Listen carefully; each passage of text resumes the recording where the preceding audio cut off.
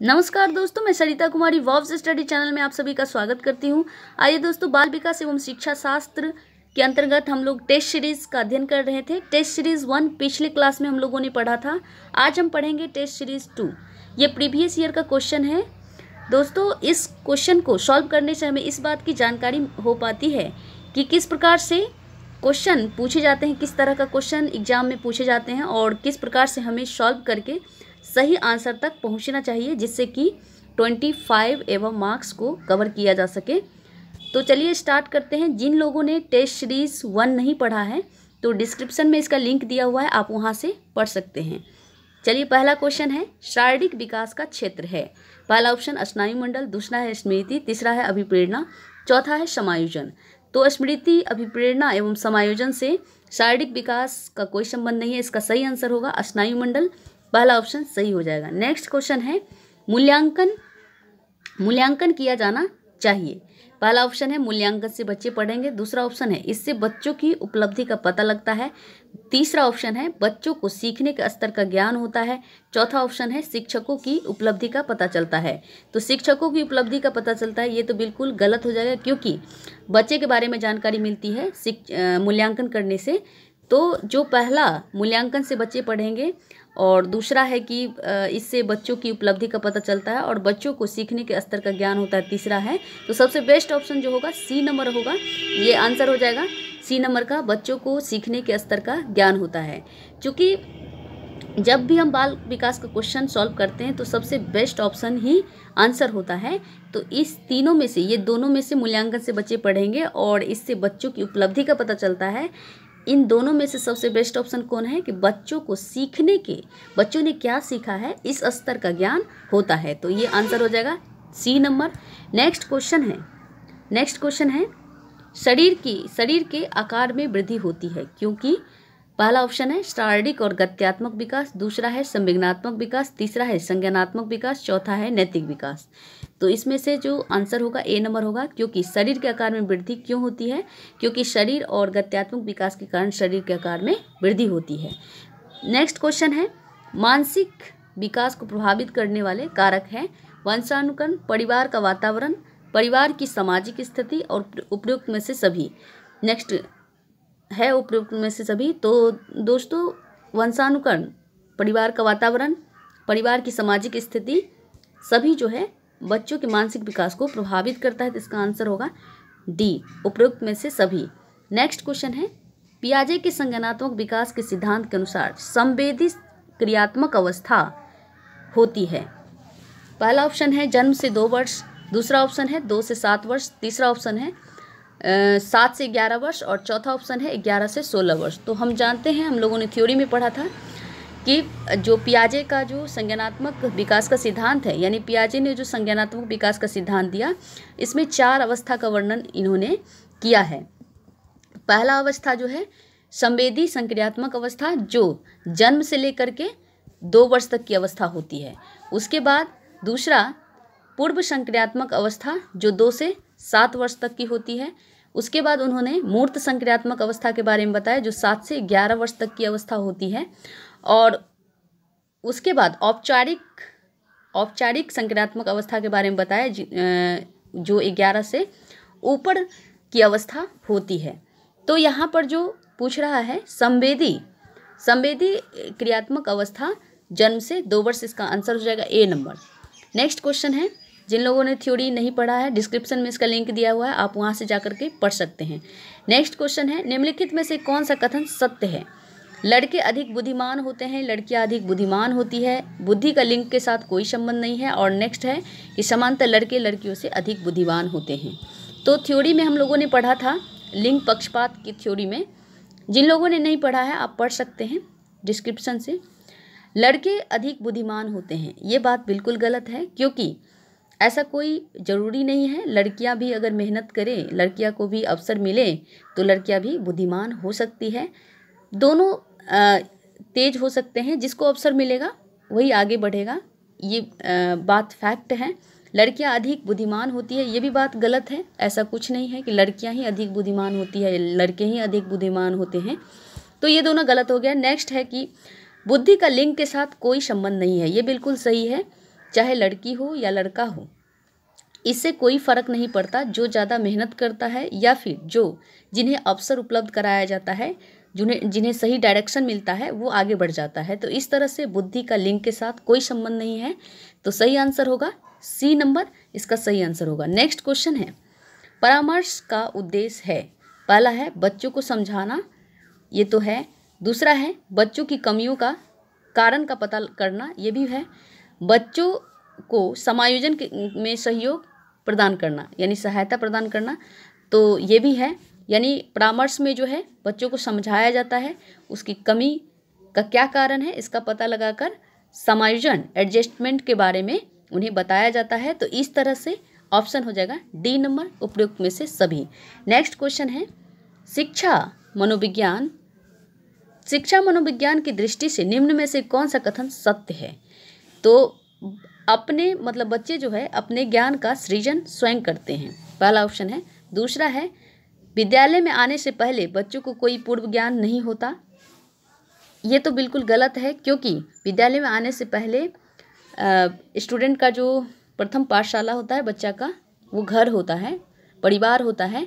तो इस तरह से ऐसी कोई बात नहीं है कि पूर्व ज्ञान नहीं होता है, होता है। अधिगम प्रक्रिया में बच्चों को कष्ट होता है, ये भी बात गलत है। बच्चे यथावत वही सीखते हैं जो उन्हें पढ़ाया जाता है, ये भी बात गलत है। तो ये ऑप्शन डिलीट, आंसर होगा ए, बच्चे अपने ज्ञान का सृजन स्वयं करते हैं, इस आधार पर बच्चों में ज्ञान का विकास होता है। नेक्स्ट क्वेश्चन है, बच्चों में नैतिकता की स्थापना के लिए सर्वोत्तम मार्ग है, पहला ऑप्शन उन्हें धार्मिक पुस्तक पढ़ाना, दूसरा ऑप्शन शिक्षक का आदर्श रूप में व्यवहार करना, तीसरा ऑप्शन है उनका मूल्य शिक्षा पर मूल्यांकन करना, और चौथा ऑप्शन है उन्हें प्रातःकालीन सभा में उपदेश देना। ये देखिए, बच्चों में नैतिकता की स्थापना तब होगी जब एक शिक्षक आदर्श रूप में बच्चों से व्यवहार करेंगे, यानी अगर टीचर का जो बिहेव है वो आइडियल है तो बच्चे में नैतिकता की भावना अपने आप विकसित हो जाती है। तो इस तरह से दूसरा ऑप्शन सही होगा, शिक्षक का आदर्श रूप में व्यवहार करना, तो ये आंसर होगा। नेक्स्ट क्वेश्चन है, शिक्षक एवं विद्यार्थी के मध्य संबंध होना चाहिए, स्नेह का, विश्वास का, सम्मान का, ये सभी होना चाहिए, क्योंकि स्नेह का भी स्नेह, विश्वास और सम्मान तीनों की भावना जो है एक टीचर में होनी चाहिए, टीचर और स्टूडेंट में। तो ये आंसर सही हो जाएगा, ये उपयुक्त में से सभी। नेक्स्ट क्वेश्चन है, एक अच्छा अध्यापक विद्यार्थियों के मध्य बढ़ावा देता है, प्रतियोगिता का, सहयोग का, प्रतिद्वंद्विता का, तटस्थता का। तो एक अच्छा जो टीचर होता है वो किस चीज़ का मतलब बढ़ावा देता है? सहयोग का, सहयोग करने की ओर ज़्यादा ध्यान देता है, तो बच्चा ज़्यादा सीखता है, बच्चा को लगता है कि उनके ऊपर किसी का हाथ है, उन्हें जो भी प्रॉब्लम आएगा वो सॉल्व हो जाएगा। तो इस तरह से बच्चा जो है सहयोग के माध्यम से सीखता है, यानी एक अच्छा अध्यापक विद्यार्थियों के मध्य सहयोग को ज़्यादा बढ़ावा देता है, और देना भी चाहिए, जो नहीं देते हैं उन्हें देना चाहिए। नेक्स्ट क्वेश्चन है, मानसिक रूप से स्वस्थ अध्यापक की विशेषता क्या है? तो पहला ऑप्शन है वह संवेदनात्मक रूप से संतुलित है, दूसरा ऑप्शन है उसे अपने भविष्य या अपने विषय का गहन ज्ञान है, तीसरा ऑप्शन है वह अत्यधिक संवेदनशील है, और चौथा ऑप्शन है वह सख्त अनुशासन पसंद करता है। तो मानसिक रूप से स्वस्थ अध्यापक की क्या विशेषता होनी चाहिए? कि संवेदनात्मक रूप से संतुलित हो, हर प्रकार से संतुलित हो, तो ये विशेषता टीचर में होनी चाहिए। नेक्स्ट क्वेश्चन है, शिक्षक का अति महत्वपूर्ण उद्देश्य है आजीविका कमाना, उसके बाद बच्चों का सर्वांगीण विकास करना, पढ़ना और लिखना सिखाना, बौद्धिक विकास करना। तो एक टीचर का जो काम है सिर्फ पढ़ना लिखना सिखाना नहीं, बच्चों का सर्वांगीण विकास करना, ये शिक्षा का महत्वपूर्ण उद्देश्य होता है, और ये टीचर पर होता है कि बच्चों का सर्वांगीण विकास करे टीचर। तो शिक्षा का क्या उद्देश्य है? सर्वांगीण विकास, बच्चों में सर्वांगीण विकास हो। नेक्स्ट क्वेश्चन है, बच्चे की बुद्धि लब्धि 90 से 11 के बीच है, सॉरी 90 से 110 होगा, यहाँ पे 110 के बीच है, तो किस प्रकार का बालक होगा? ये सामान्य बुद्धि का बालक कहलाएगा। इसका आंसर हो जाएगा ए। बुद्धि लब्धि के बारे में बुद्धि चैप्टर में पढ़ाई हो चुका है थ्योरी में। जिन लोगों ने नहीं पढ़ा है आप पढ़ सकते हैं डिस्क्रिप्शन में जा करके, या वर्ब्स स्टडी चैनल को सर्च मार करके प्लेलिस्ट में जा करके आप पढ़ सकते हैं। नेक्स्ट क्वेश्चन है, सतत एवं व्यापक मूल्यांकन में व्यापक मूल्यांकन शब्दावली के तात्पर्य है। पहला ऑप्शन है सभी विषयों का मूल्यांकन, दूसरा है शैक्षिक क्षेत्र का मूल्यांकन, तीसरा है शैक्षिक एवं शैक्षिक क्षेत्र का मूल्यांकन, और चौथा है शैक्षिक क्षेत्र का मूल्यांकन। तो सबसे बेस्ट ऑप्शन जो है सतत एवं व्यापक मूल्यांकन में दोनों शैक्षिक और शैक्षिक दोनों का मूल्यांकन होना चाहिए। इस तरह से सतत एवं व्यापक मूल्यांकन जो है बच्चों के सर्वांगीण विकास का मूल्यांकन करता है कि बच्चा में सभी तरह से विकास हो रहा है या नहीं। इसका मूल्यांकन सतत एवं व्यापक मूल्यांकन का उद्देश्य है। नेक्स्ट क्वेश्चन है, शिवानी द्वारा पूछे गए एक प्रश्न का उत्तर शिक्षक तत्काल नहीं दे सकता, शिक्षक की प्रतिक्रिया क्या होनी चाहिए? तो पहला ऑप्शन है शिक्षक द्वारा शिवानी को चुप करा देना चाहिए, बिल्कुल गलत है। शिक्षक द्वारा शिवानी को ध्यान बटा देना चाहिए, ये भी गलत है, ध्यान नहीं भटकाना चाहिए। और नेक्स्ट ऑप्शन है शिक्षक को कहना चाहिए कि मैं नहीं जानता हूँ, ये भी गलत है। नेक्स्ट है कि शिक्षक द्वारा इस प्रश्न का सही उत्तर बाद में समझकर देना चाहिए, ये बिल्कुल सही है।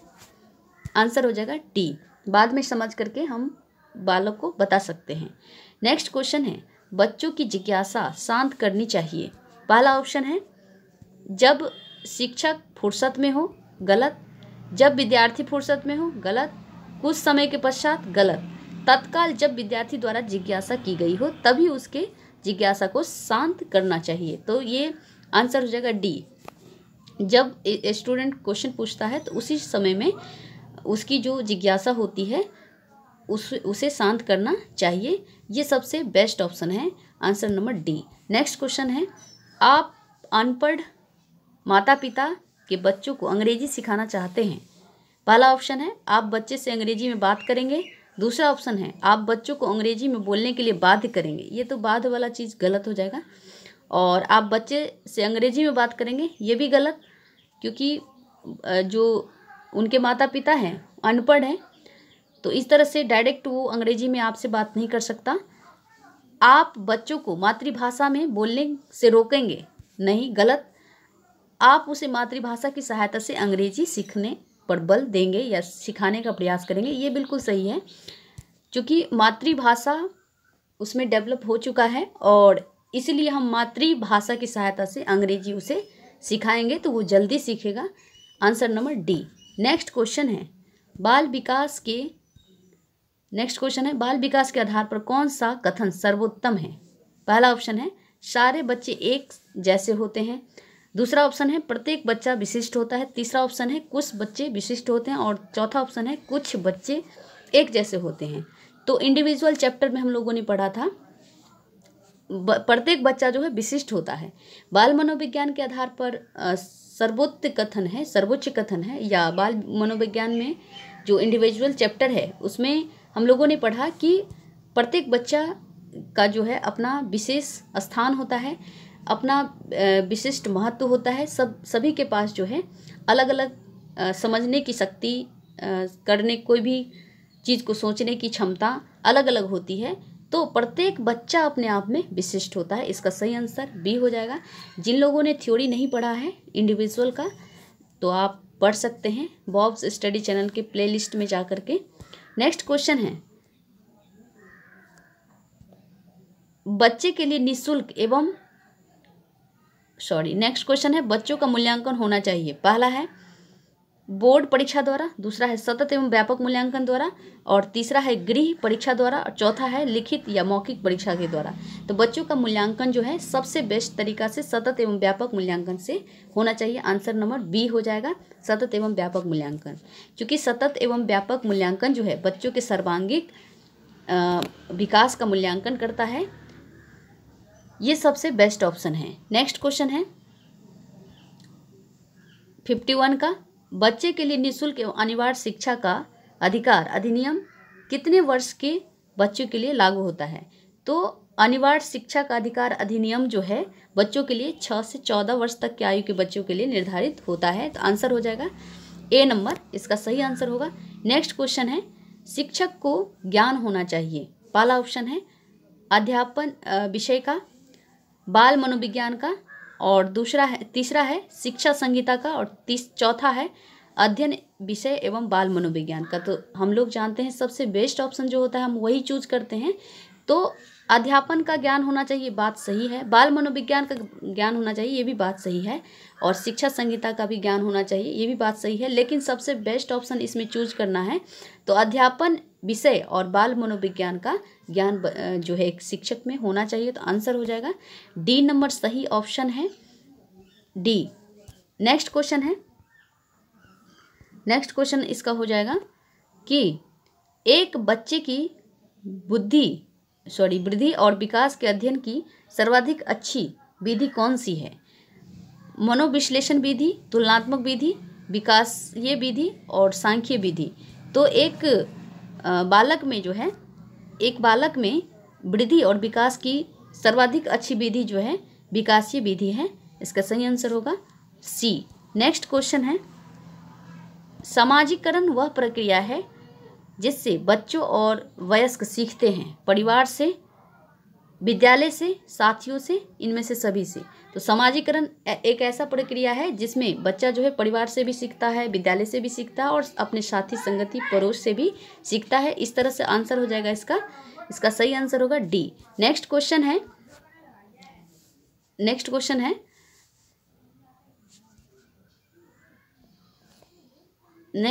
बच्चों के विकास के शीर्षस्थ सिद्धांत के अनुसार जो है निम्नलिखित में से कौन सा कथन सत्य है? तो शीर्षस्थ, यहाँ पे ध्यान रखना है, शीर्षस्थ सिद्धांत पूछ रहा है। पहला ऑप्शन है विकास जो सिर से पैर की ओर होती है। दूसरा ऑप्शन है विकास पैर से सिर की ओर होती है। तीसरा ऑप्शन है विकास मध्य भाग से परिधि की ओर होती है। और चौथा ऑप्शन है इनमें से कोई नहीं। तो यहाँ पे ध्यान रखिए, शीर्षस्थ सिद्धांत पूछा है तो आंसर नंबर ए होगा, पहला ऑप्शन होगा कि विकास जो है सिर से पैर की ओर होती है। शीर्षस्थ है ना, तो सिर से पैर की ओर, पहला ऑप्शन सही है। नेक्स्ट क्वेश्चन है, मानव जाति में वे कौन से व्यक्तिगत भिन्नता के निर्धारण तत्व होते हैं जो मानव जाति की विविधता को दर्शाते हैं? पहला ऑप्शन है पर्यावरण का अंतर, दूसरा है आनुवंशिकता का अंतर, तीसरा है आनुवंशिकता व पर्यावरण की अंतःक्रिया, और चौथा ऑप्शन है उपरोक्त में से कोई नहीं। तो यहाँ पे देखिए, मानव जाति की वे कौन से व्यक्तिगत भिन्नता के निर्धारित तत्व होते हैं जो मानव जाति की विविधता को प्रभावित करते हैं? तो दोनों करता है, आनुवंशिक और वातावरण दोनों करता है। तो आंसर हो जाएगा सी। नेक्स्ट क्वेश्चन है, संक्षिप्त रूप PSRN जो कि विकास से संबंधित है व्याख्या करता है। तो यहाँ पे देखिए PSRN इसका फुल फॉर्म होगा problem solving reasoning and numeracy. तो इसका सही आंसर हो जाएगा ए नंबर, समस्या हल तार्किक और आंकिक क्षमता, problem solving reasoning and numeracy. तो यहाँ सही आंसर हो जाएगा ए। नेक्स्ट क्वेश्चन है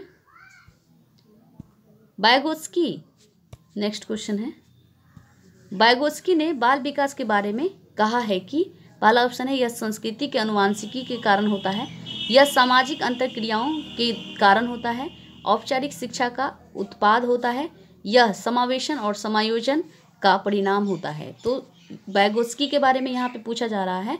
तो मैं पहले ही बता चुकी हूँ कि जब भी बायगोत्स्की के बारे में पूछा जाएगा तो समाज से रिलेटेड होगा, यानी सामाजिकता से या समाज से रिलेटेड इसका आंसर हो जाएगा बायगोत्स्की का, क्योंकि सामाजिकता का नियम जो है बायगोत्स्की ने दिया है। तो इस तरह से आंसर हो जाएगा बी, यह सामाजिक अंतरक्रियाओं के कारण होता है। नेक्स्ट क्वेश्चन है, गार्डनर ने 7 बुद्धि का अधिमान निर्धारित किया है, इनमें से कौन सा सही नहीं है गार्डनर के अनुसार? तो पहला ऑप्शन है स्थान संबंधी बुद्धि, पहला ऑप्शन है स्थान संबंधी बुद्धि, दूसरा है भावात्मक बुद्धि, तीसरा है अंतर्व्यक्तित्व बुद्धि और चौथा है भाषात्मक बुद्धि। तो गार्डनर ने भावात्मक बुद्धि के बारे में कोई बात नहीं बताया, यानी अधिगम निर्धारित नहीं किया है भावात्मक बुद्धि के बारे में। तो इसका सही आंसर हो जाएगा बी होगा सही आंसर। बाकी स्थान संबंधी बुद्धि, अंतर्व्यक्तिक बुद्धि और भाषात्मक बुद्धि के बारे में बताया है गार्डनर ने। आंसर कौन सा होगा इसमें? बी। नेक्स्ट क्वेश्चन है, बुद्धि के संबंध में सही कथन क्या है? पहला है समायोजन करने की क्षमता का नाम बुद्धि है। दूसरा है सीखने की क्षमता का नाम बुद्धि है। तीसरा ऑप्शन है संक्षिप्त तार्किक करने की क्षमता का नाम बुद्धि है। और चौथा उपरोक्त में से सभी। तो हम जानते हैं बुद्धि क्या है। बुद्धि अगर हम एडजस्टमेंट कर लेते हैं तो वही बुद्धि है। सीखने की क्षमता भी बुद्धि कहलाती है और संक्षिप्त तार्किकता की क्षमता का नाम भी बुद्धि है। तो इसका आंसर हो जाएगा उपरोक्त सभी। बेस्ट ऑप्शन होगा सभी होगा आंसर। उम्मीद करते हैं दोस्तों आप लोगों को अच्छा लगा है दोस्तों। लाइक, सब्सक्राइब, कमेंट, शेयर जरूर करें ताकि मैं आप लोगों के लिए इससे भी बेहतरीन वीडियो लाने का प्रयास करूंगी। मिलते हैं नेक्स्ट वीडियो में टेस्ट सीरीज 3 के साथ। नमस्कार, जय हिंद, जय भारत।